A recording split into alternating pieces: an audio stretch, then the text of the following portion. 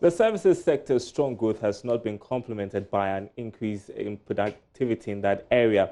Now, a new World Bank report on economic diversification has shown that productivity has declined sharply in the manufacturing and services sectors. The report also showed that 40% of workers in the agri sector were not being paid for their services. The survey tracked Ghana's economic progress since 2000 and the required transformation. Michael Gelgar is a senior economist at the World Bank office in Ghana.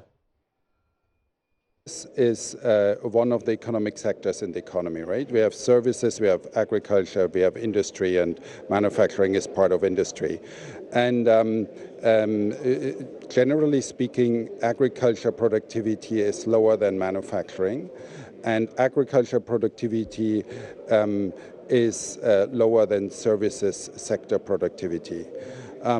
But because of services productivity depends on what kind of service activities are actually people engaged in, it may not be such a jump to move from agriculture to services in terms of the income of the people.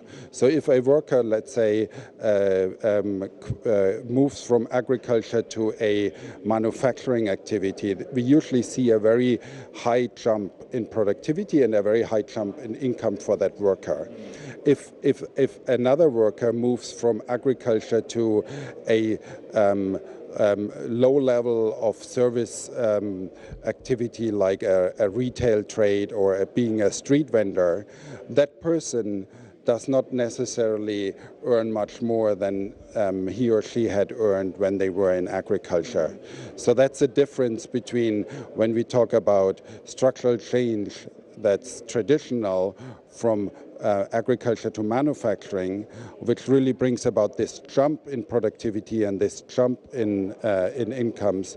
That's not necessarily the case when we move from agriculture to services. Do we also draw a connection between remuneration or salary payment? Because if you engage some of these trade unions, their argument is that let's do a connection here. Because we have not been paid well, that is why productivity is low. In the definition of this survey that you carried out, was productivity as in the normal work output or productivity as in wages? Yes.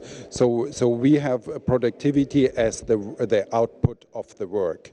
And normally the productivity and the wages should be linked. So if productivity increases, wages can follow. Now, CalBank Ghana will be extending the support to small and medium enterprises in the coming weeks. This follows signing of a financing deal of about $108 million between the bank and the Overseas Private Investment Corporation, as well as Citibank. Here's the report. Deal by the three organizations is to allow CalBank extend its support to the country's SME sector with low interest rates. This arrangement will enable CalBank to advance loans at relatively lower interest rates for business expansion and equipment acquisition. Here's the managing director of CalBank, Frank Edu Jr. 91 or 92 thereabouts, we started our relationship with Citibank. So if 29 years on, there's a culmination of this effort between the three parties. I think it's only right. Now, the significant thing about this transaction is that it allows us to play a key role in the SME sector. And this country is predominantly SME. So we are very happy that we've been able to do this. We look forward to another significant transaction, probably first quarter next year. We won't head public and Citibank to give us another $200 million. On his part, head of corporate banking for Citibank Nigeria and Ghana, Faisal Nasud, said this partnership will enhance business growth. And a very important transaction for us. And I would also like to thank OPEC to extend this support for successful closure of this financing. And we look forward to our continued partnership with CalBank as well as various other clients in Ghana. Thank you. Citibank is providing $8 million, whilst the Overseas Private Investment Corporation is offering $100 million. Ebenezer Sabtus report for Joy Business. Now, the Ghana Revenue Authority says it has begun discussions with the insurance firms that insure the authority's office property along the Ring Road at the Kwame Nkrumah Circle, which was gutted by fire. about a week ago. Though the GRA is yet to ascertain the total cost of destruction, it has assured that a comprehensive report on the fire accident will be made public in due time. The Ghana Revenue Authority is still unable to disclose the exact cost of the destruction that was caused by the fire last week at its medium and large taxpayer office. According to the Acting Commissioner General of the GRA, goods destroyed at the premises will be reclaimed as they were all covered by insurance. It's possible. I can assure you that we've also met our insurers, and the day I said our top management visited, we also visited with the insurance company, and the insurance company has looked at the general situation. But if we start at this moment giving figures, then you know that it is even going to compromise the insurance in terms of their own loss adjusters, estimating and things like that. So currently, as much as possible that we should be able to be giving figures, I think that for the purpose of the overall good and the purpose of releasing information as and when it is necessary, let's understand that we are very much interested in the overall loss. Amisha Dayo Wusuamwa also indicated that despite a fall in revenue targets, tax collections for 2019 has gone up more than 12%.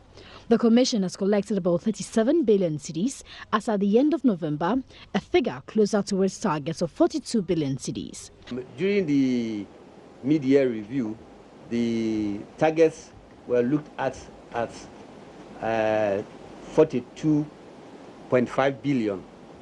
As I speak, as at the end of November, we are 37 billion, and we expect that we should be able to mobilize the rest to close the target. And therefore, that is why I mentioned that we count on all of you, we count on our staff, we count on the media for us to all work together to ensure that we close this gap. He also admitted that the introduction of the benchmark value caused a drop in revenue at the ports. Though some of these things do affect the revenue, we cannot say that they are not good policies, because the policy is a holistic policy and it's not looking at just revenue, but has its various impacts that is expected on the overall economy. So we do admit that definitely the benchmark values had reduced the revenues that the tax will have collected on some of the imported commodities, and we don't deny that fact. But we won't say that it's a policy that is not good, because it has this holistic objective. The GRA says it has advanced the prosecution process for tax defaulters. Eben Sabute's report for Joy Business. In our news tonight, economics professor with the New York University, Yao Nyako, has called on government to adopt modern technology to help address the devastating effect of climate change on farmlands. He's warning millions of livelihoods across Africa at stake if urgent steps are not adopted to address it. Government at this year's National Farmers' Day celebration identified climate change as the biggest threat to farming. Professor Nyako, who is behind the Center for Technology and Economic Development at the University of Ghana, is currently using mapping, drone image, and artificial intelligence to examine how technology impacts land rights for agricultural purposes. He tells JoyNews the threat is real and must be tackled. In the field, we've been talking to lots and lots of farmers. We went through the Ashanti region, Bronga-Hafo region. I'm soon to be going into the northern and upper east region. And everywhere we go, as soon as we tell them that we have this thing called the commodities exchange, they're all happy. Okay, and so again, the goal of the commodities exchange is the lowest, smallest smallholder farmer you can find, okay? The one that just has, half a bag, 2 bags, 3 bags. We go there and we say, well, you only have a little bit of the maize. Join forces with other people in your village, aggregate, that's the language that we use, and then send them all off to the commodity exchange. So rather than being elitist, the design of the commodity exchange is actually for the smallest rural farmer that you can imagine. So what you do first is, first of all, we go into the communities, the Ghana Commodities Exchange goes into the community and then explains what the GCX is. What is the process? Well, you the farmer, you get your maize, you take it to the warehouse. So there are a number of Ghana Commodity Exchange warehouses all across the country. The exchange will then grade it. So they look at one of the first things you do with climate change, or in the study of climate change, is measurement. Okay, you've got. Now, as Sokorimampo Municipal Assembly in Ashanti Region is exploring coconut for a double purpose of greening the environment and producing the crop for export, under a program dubbed One Household, One Coconut, the Assembly targets to supply 5,000 seedlings residents for cultivation. Municipal Chief Executive Ali Seidu told a Farmers' Day there, but the initiative will also augment government's Planting for Food and Jobs program. And Asensu Mensah has more in this report.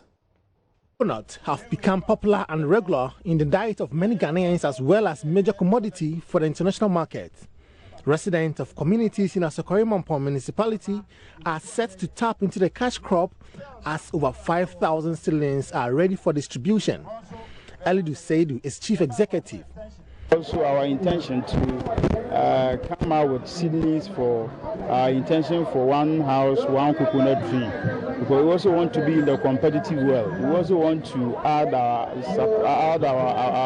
share to the call by the president for for exports, planting for export for rural development. These are all some things that the president has also introduced, that we also want to be part of the success story as far as this particular policy is concerned. So we intend doing that next year, at least giving ourselves about 2-3 years.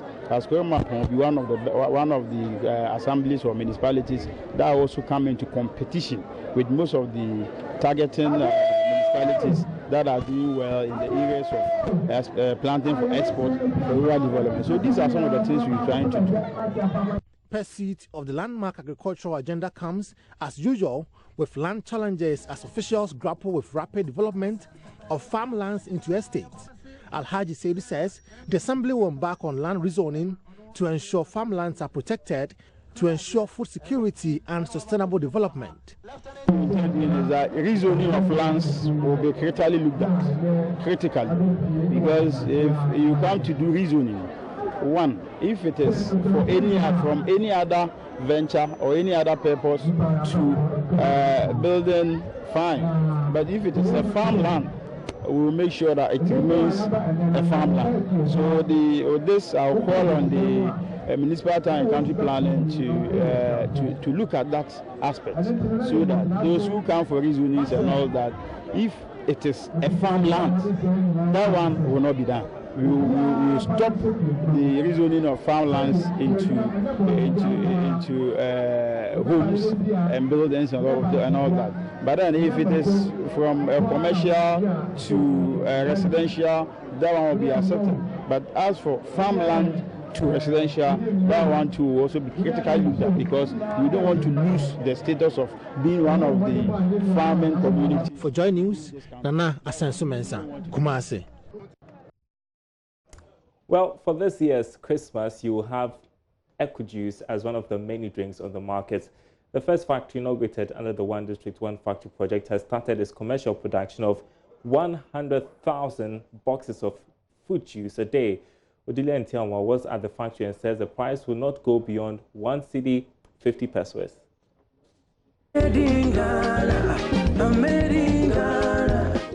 Close to 2 years ago, on the Joy Business Band, we focused our lenses on Daniel Kwarting, a young farmer whose project had been selected for the One District, One Factory, getting about $5 million to start a factory from the China Exim Bank to be paid over a 7-year period. From this project, 5,000 outgrowers and 400 factory hands from Ekumfi were expected to be employed. With its over 1,000 hectares of pineapples were to be cultivated for the first phase, and then 5,000 hectares later. Farmers expressed their joy over this new factory, which will save their ideally rotten pineapples in the farms.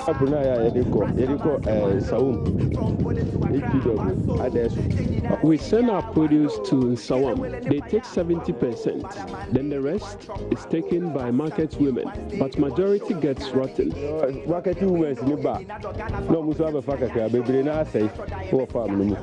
Then in 2017, the president commissioned the project to commence.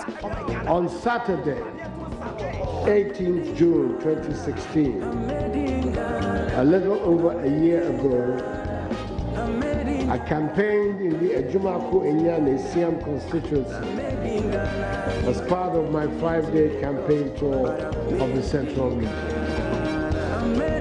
I announced at a mini rally at Ejumako that if I won the election, the government under my leadership would embark on an industrialization agenda with the aim of transforming the structure of the Ghanaian economy from one dependent on the production and export of raw material to a value-added industrialized economy. I indicated that my government, in partnership with the private sector, would establish one factory in each of the 216 districts across the country. One district, one. They took a look at our current capacity. That was the first thing they looked at. They decided how much raw material do we actually have on the ground. They came to the farms, we did initial assessments, and you know, the truth of the matter was, on the ground, we as a company did not have everything we needed to feed this factory. The Ekonfi Fruit Processing Company can process 180,000 fruits in a 12-hour working day. Having found out that one farm alone cannot meet it, they decided to involve our growers. Yes, so with the financing structure, it's developed around two major platforms. Developing capacity from the farms, internally generated fruits, and then developing capacity from the outgrowers in the Ekonfi area. Where this factory sits now was ground zero. I'm currently on the project site of where the One District, One Factory program is supposed to initially start. Well, this land that is currently being prepared is about 50 acres. Just about 10 of it will be used for the initial factory that should be churning out some products of about 180,000 fruits. I have been following this story for the past 2 years and I've come to verify. Fresh pineapples have been brought in here to be crushed into juice. 10,000 pieces of pineapples are crushed in here every hour, making it 80,000 pieces in an 8-hour shift. Not only are pineapple juices being made, but in these two tanks, passion fruits and citrus, together with ginger, will be added for other flavors. We also have plans, because we're going beyond pineapple, to one of our brands is a pineapple with ginger. We call it pine ginger. So we will source the ginger. Currently we are sourcing the ginger third party, but we have plans to do the squeezing in-house. So we have another plant on the other side. Now we have a lot of space here. We have another plant on the other side to do the squeezing. But we want to be sure of what we are putting in the box or in the can for our customers. And the same way for passion fruit, when we have in citrus, when we have to do the pine tropic. And the pine tropic is a pineapple based with citrus and passion fruit. So we have had all that arrangement and we roll them all out. But the introductory product is the Eco Juice pineapple. Well, so sometimes when you buy juice and you take it, especially pineapple juice, and you put it down, you see that kind of separation. So the pineapple pulp is down there and then there's some water on top. In order for them to avoid this at the Ekonfi Juices factory, they decided to get a homogenizer that sort of like bonds all the materials together so that you do not have that separation. So I decided to take a test to make sure that what they were saying was actually really true. And you probably would want to catch that tomorrow on AM Business here on the JoyNews channel. That does it for Business Live tonight. Thanks for watching. More news on our website, myjoyonline.com/business. Get up to date on all of the day's stories. My name is Darryl Kwao. Thanks for watching.